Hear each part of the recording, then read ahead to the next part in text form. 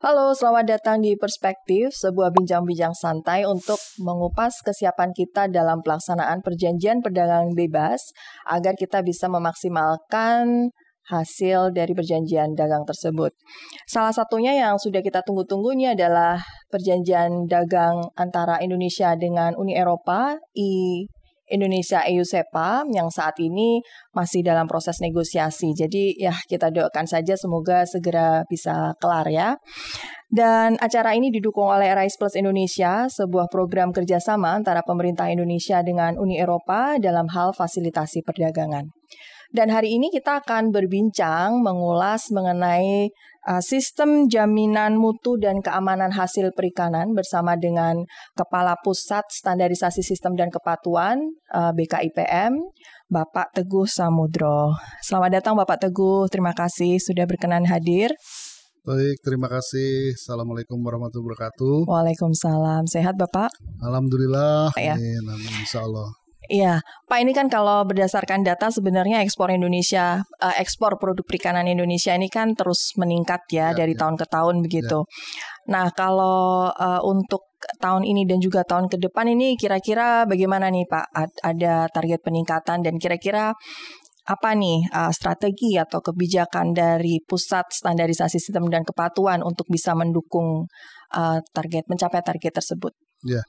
Ya baik, sebagaimana diketahui bahwa produk perikanan Indonesia dewasa ini telah diterima di 171 negara di dunia dari sekitar 212 negara yang ada dengan nilai sekitar 5,5 US miliar dolar per tahun. Kemudian semenjak Menteri kami yang baru Bapak Sakti Wahyu Trenggono telah menargetkan bahwa produk perikanan Indonesia sampai dengan tahun 2024 ini kurang lebih targetnya naik sampai 300%. Untuk perikanan budidaya itu target produksinya sampai dengan 2024 adalah 2 juta ton. Sementara untuk tahun 2021 sekitar 700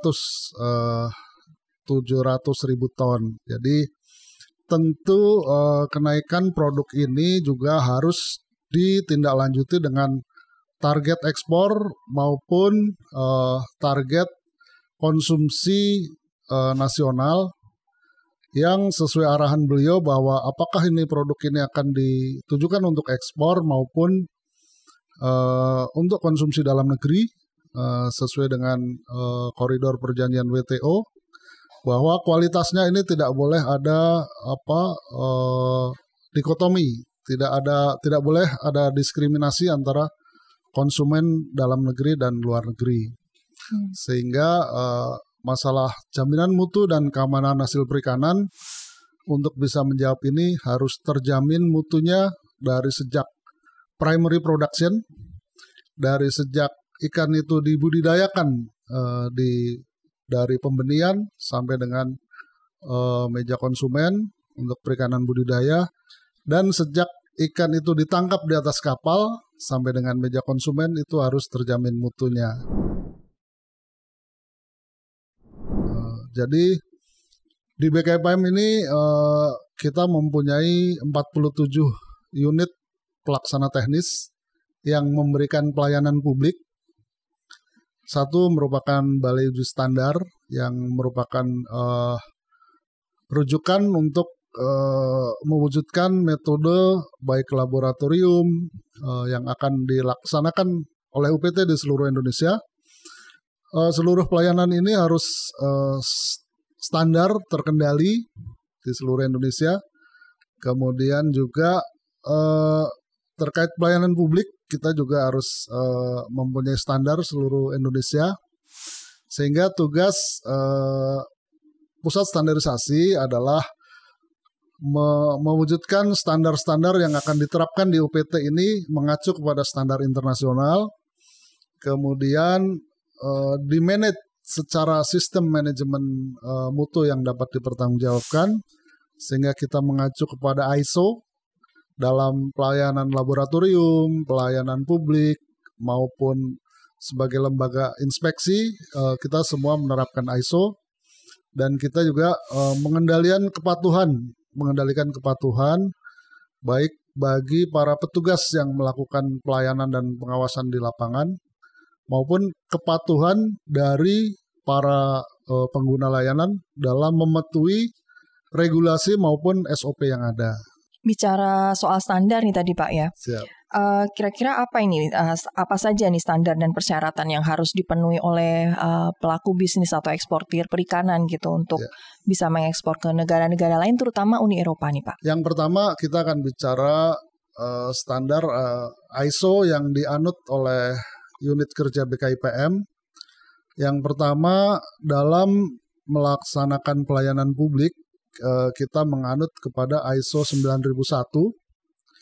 Kemudian sebagai lembaga inspeksi untuk memberikan jaminan sistem bagi pelaku usaha, kita menganut kepada ISO 17020.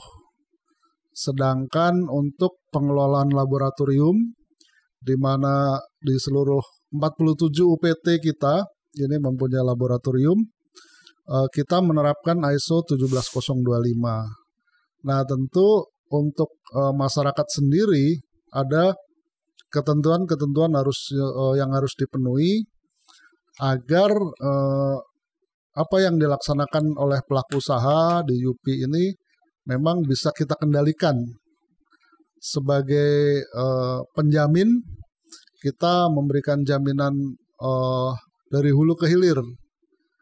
Untuk di UP mungkin dari Puspm yang menerbitkan sertifikat HACCP, mungkin Pak Kapuspm sudah memberikan penjelasan. Kemudian untuk pengendalian bagi ikan hidup yang akan diekspor, khususnya ini kita menerapkan cara karantina ikan yang baik. Nah, jadi para pelaku usaha harus mematuhi SOP atau protokol-protokol yang sudah mereka buat, kemudian di-approve oleh BKIPM. Kemudian secara periodik kami melakukan verifikasi, melakukan inspeksi untuk memastikan bahwa sistem yang sudah dilaksanakan ini berjalan secara konsisten. Jadi memang kepatuhan ini harus diterapkan dari dua sisi, baik pelaku usaha itu sendiri dalam memproduksi produknya, kemudian oleh pemerintah sebagai penjamin dalam hal ini BKIPM melalui inspeksi maupun verifikasi. Jadi kalau khusus untuk pemenuhan Uni Eropa, memang dari otoritas kompeten Uni Eropa dalam hal ini DG Sante itu juga secara periodik mereka melakukan audit terhadap sistem yang diterapkan di Indonesia. Jadi setidak-tidaknya secara umum 4 tahun sekali mereka melakukan audit ke Indonesia sebagai negara yang mempunyai positive list di sistem Uni Eropa, sehingga sistem kita dianggap in place dengan standar yang dipersyaratkan Uni Eropa. Nah, dari hasil audit inilah yang kita melakukan perbaikan-perbaikan sehingga pada akhirnya kita bisa memenuhi persyaratan yang ditetapkan oleh Uni Eropa. Kalau selama ini bagaimana nih Pak? Sudah apa saja nih yang masih perlu kita tingkatkan nih terkait dengan, tadi kan DG Santi melakukan audit ya Pak ya. Nah ini apakah ada rekomendasi-rekomendasi gitu dari hasil auditnya atau kita memang sudah oke atau bagaimana nih Pak? Tentu sebagaimana yang disampaikan juga oleh auditor dari DG Sante bahwa meskipun kita mempunyai predikat positive list di dalam sistem mereka, tapi bagaimanapun tidak ada sistem yang sempurna mereka katakan, sehingga setiap kali diaudit tentu ada saja hal-hal yang perlu mendapat perbaikan atau dilakukan perbaikan. Nah, dalam hal ini memang persyaratan yang diterapkan oleh Uni Eropa adalah terjamin mutu dan keamanan hasil perikanan dari hulu ke hilir, sejak dari primary production atau secara umum istilah yang mereka pakai adalah from farm to fork.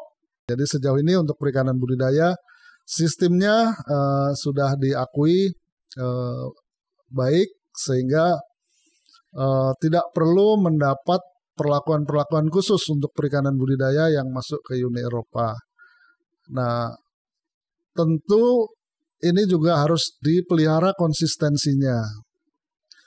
Jadi produk perikanan budidaya seperti udang, kemudian produk ikan air tawar juga ada yang masuk ke Uni Eropa. Air payo seperti lele, bandeng, sistemnya sudah kita pastikan bisa lebih stabil konsistensinya. Jadi secara umum memang apa yang dipersyaratkan sesuai dengan standar FAO ada empat skop yang mereka persyaratkan dan kita lakukan pengendaliannya. Yang pertama adalah skop dari kesehatan ikan dan kesejahteraan ikan. Skop ini yang kita potret dari hulu ke hilir adalah bagaimana kualitas induk, kualitas benih, kemudian bagaimana proses distribusinya,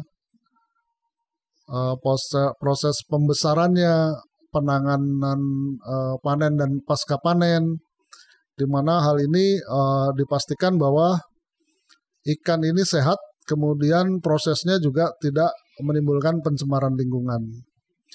Yang kedua adalah dari aspek food safety, di mana dari sejak budidaya, kemudian pembesaran, panen dan pasca panen, dipastikan ikan tidak tercemar, tidak terkontaminasi, baik oleh cemaran biologi, kimia, kemudian residu, bahan berbahaya, sehingga pengendalian pakan sejak dari pembenihan, pembesaran, kemudian monitoring penyakit, monitoring residu, selalu terprogram di dalam perikanan budidaya.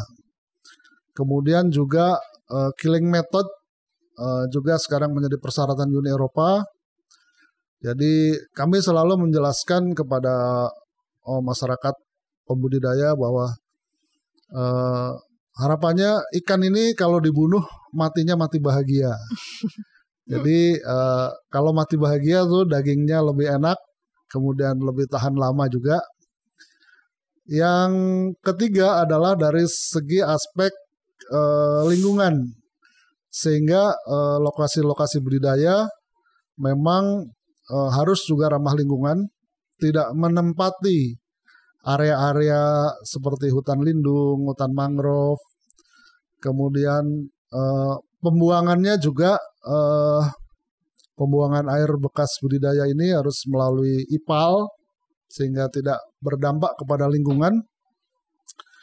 Kemudian aspek yang keempat adalah dari segi sosioekonomi.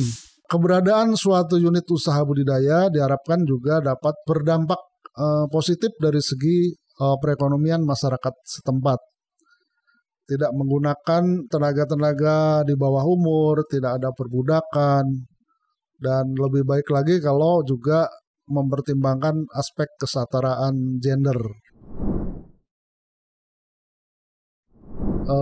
Dari 4 skop inilah yang dilakukan oleh budidaya dengan sertifikat cara budidaya ikan yang baik. Nah, tugas kami di pusat standarisasi adalah sesuai arahan Menteri bahwa kami bertugas sebagai quality asuran hulu hilir. Jadi kami memastikan bahwa 4 skop ini diterapkan di hulu dalam proses budidaya. Kalau selanjutnya setelah panen dan distribusi, tentu dari pusat pengendalian mutu yang langsung mengendalikan bagaimana penanganan yang baik di supplier, kemudian penerapan prinsip HACCP sesuai persyaratan pada unit-unit processing, pada cold storage, sehingga dengan pengendalian hulu hilir inilah kita bisa memberikan jaminan kepada Uni Eropa bahwa untuk perikanan budidaya sudah in place dengan persyaratan mereka. Dari segi perikanan tangkap memang tentu resiko yang harus dikendalikan juga meskipun skopnya kurang lebih sama tadi, tapi prosesnya berbeda. Sistem pengendalian harus sudah dilakukan sejak dari ikan itu ditangkap di atas kapal, kemudian pada saat pembongkaran di pelabuhan, kemudian distribusi dan pengangkutan sampai supplier, sampai ke unit processing. Nah, ini ada syarat, prosedur, dan standar yang berbeda tentunya. Kalau di kapal sendiri, kapal untuk penangkap ikan harus menerapkan cara penanganan ikan yang baik di atas kapal. Kemudian bagi kapal-kapal yang melakukan pengolahan itu harus menerapkan prinsip HACCP. Itu pada pengendalian pada titik-titik kritis. Kemudian ada pengendalian pada pembongkaran di pelabuhan. Kemudian di kapal itu sendiri juga ada sarana dan prasarana harus memenuhi standar. Kemudian ada personil yang bersertifikat cara penanganan ikan yang baik. Nah, ini yang barangkali juga menjadi tantangan yang cukup besar bagi Indonesia untuk memenuhi ini, karena sebagaimana tadi saya sampaikan bahwa komposisi pelaku usaha khususnya nelayan di Indonesia kan sangat bervariasi dari artisanal fisheries sampai perikanan skala besar. Sebagian besar masih yang artisanal tadi ya Pak ya? Iya, ini yang menjadi cukup membutuhkan effort untuk perbaikan dalam pengendalian. Dari berdasarkan hasil audit terakhir tahun 2020, ini yang masih ada beberapa rekomendasi. Ada 10 rekomendasi yang mereka berikan. 3 sudah dianggap memuaskan, 4 ada progres positif, kemudian ada 1 lagi yang sudah tidak lagi diberikan komen. Jadi sejauh ini memang kita berusaha menggalang seluruh entitas yang terlibat, baik itu unit teknis yang memberikan sertifikasi di hulu, di kapal dan di pelabuhan, kemudian juga para pelaku usaha itu sendiri, kemudian jumlah inspektur dan performan dari inspektur itu sendiri. Kita juga terus berkoordinasi untuk meningkatkan ini dengan harapan 10 rekomendasi ini bisa kita tuntaskan segera. Dari 10 rekomendasi itu, apa saja nih yang masih masih perlu diselesaikan nih Pak? Ya, yang pertama diantaranya adalah terkait regulasi. Regulasi ini menyangkut kewajiban supplier yang mensuplai unit processing ini, yang bagi yang menerapkan HACCP harus bagi yang melakukan pengolahan ini harus menerapkan HACCP atau bersertifikat HACCP. Nah, ini menjadi tantangan karena ini bukan mayoritas ya, sebagian adalah pelaku usaha yang middle atau mikro kecil, sehingga baik pemahaman maupun konsistensinya ini juga menjadi tantangan karena sarana prasarana, kemudian masalah administrasi, ketelusuran dan lain-lain ini kan bagi pelaku usaha yang mikro atau middle ini menjadi tantangan terus. Kemudian juga termasuk sertifikasi kapal-kapal yang melakukan pengolahan, kemudian pembekuan, ini harus bersertifikat HACCP. Di lapangan, kalau untuk kapal-kapal terutama yang artisanal fisheries, kalau harus menerapkan HACCP, memang sekali lagi ini menjadi tantangan karena jumlahnya besar, kemudian juga sarana kapalnya itu sendiri.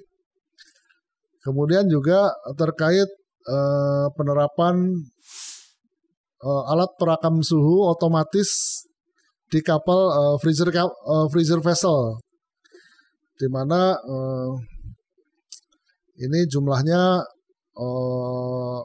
ya dulu pernah banyak, tapi karena satu dan lain hal beberapa tahun lalu jumlahnya karena kapal-kapal yang memenuhi syarat ini waktu itu terkena moratorium, sehingga kita membangkitkan lagi. Jadi sementara desain kapal sendiri kalau di Indonesia, kapal kayu ini juga secara teknis untuk pemenahan suhu secara secara stabil, sekali lagi menjadi tantangan ini kalau saya boleh katakan.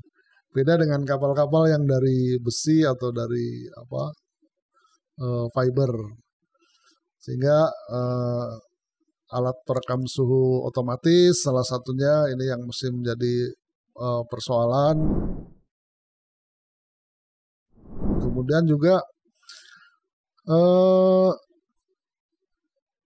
sebagian dari nelayan-nelayan ini masih menerapkan atau membawa bahan bakar atau solar itu di dalam tempat yang punya potensi nantinya akan mencemari ikan yang dihasilkan, ikan yang ditangkap.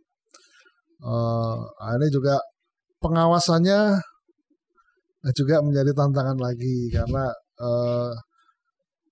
jumlah dan ukuran kapal ini yang bervariasi. Kemudian juga terkait kompetensi inspektur maupun para awak kapal, inspektur yang melakukan inspeksi di atas kapal, kemudian juga awak kapal yang melakukan penangkapan ikan dan penanganan ikan di atas kapal. Ini kompetensinya terhadap pemenuhan Uni Eropa masih perlu ditingkatkan, sehingga sosialisasi masih harus terus digencarkan, kemudian pemahaman juga para pemilik kapal, sehingga pengendalian di atas kapal maupun di pelabuhan juga bisa lebih konsisten lagi. Di samping itu juga memang banyaknya pelabuhan-pelabuhan, ini kan ada pelabuhan yang dikendalikan oleh pusat, ada yang oleh daerah dan lain-lain. Ini juga membutuhkan effort untuk menyamakan persepsi untuk pemenuhan standar. Nah, ini kan ada kerjasama dengan Rice Plus Indonesia ya Pak ya. Mungkin Bapak bisa sedikit menjelaskan nih kerjasamanya sudah dalam bentuk apa saja dan bagaimana mungkin kerjasama ini bisa mendukung PKIPM untuk menyelesaikan rekomendasi-rekomendasi tadi itu Pak. Ya, sebenarnya dengan Rice Plus kita sudah cukup lama berkolaborasi dalam membangun peningkatan sistem jaminan ini. Hanya dalam 2 tahun terakhir ini kita memang secara langsung sebagai penanggung jawab program-program Rice Plus, sehingga 2 tahun terakhir ini sangat fokus apa yang dikerjasamakan antara BKIPM dengan Rice Plus untuk membangun atau memperbaiki sistem ini, dari sejak pelatihan capacity building, pelatihan personil untuk para inspektur, kemudian kompetensi laboratorium, dari penerapan ISO 17025, kemudian prakteknya dalam pengujian, dalam penerapan metode, kemudian dalam peningkatan capacity atau capacity building untuk para inspektur yang melakukan inspeksi HACCP. Jadi memang kegiatannya 2 tahun terakhir ini lebih fokus dengan kebutuhan dari BKIPM untuk menjawab sistem jaminan ini. Kemudian juga terakhir yang kita lakukan adalah untuk menindaklanjuti 10 rekomendasi audit DJ Sante tahun 2020 yang masih belum sepenuhnya memuaskan. Nah, dari kegiatan ini karena memang narasumber atau tim pakar yang dihadirkan juga yang benar-benar personil yang capable atau memang pada bidangnya, sehingga ini cukup detail kemarin hasil workshopnya, pointer-pointer kunci yang selama ini masih miss, kami mendapat penjelasan, kemudian dari hulu ke hilir kita memotret apa yang masih menjadi kendala terkait dengan perbaikan sistem ini.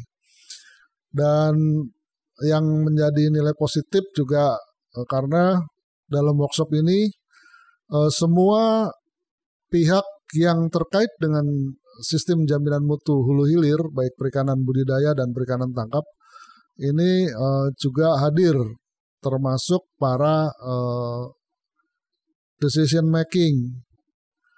Sehingga tentu kita harapkan ini juga berdampak lebih kuat bagi seluruh pemangku kepentingan di hulu hilir untuk melakukan perbaikan. Karena bagaimanapun untuk menjawab 10 rekomendasi ini kan butuh effort, butuh budget, butuh personil dan lain-lain. Kalau tidak ada komitmen dari top manajemen masing-masing unit kerja, tentu ini menjadi sangat berat. Baik Pak, terima kasih banyak ini telah berkenan meluangkan waktu untuk berbincang-bincang dengan kita pada hari ini Pak. Demikian bincang-bincang perspektif kita pada hari ini yang telah mengulas mengenai sistem jaminan mutu dan keamanan hasil perikanan, termasuk juga tadi kita sudah mengulas mengenai bagaimana upaya pemerintah Indonesia dalam hal ini diwakili oleh KKP ya, Kementerian Kelautan dan Perikanan, untuk memenuhi rekomendasi audit dari Uni Eropa dalam rangka meningkatkan ekspor hasil perikanan ke Uni Eropa. Baik, terima kasih. Sampai jumpa di bincang-bincang perspektif selanjutnya. Sampai jumpa.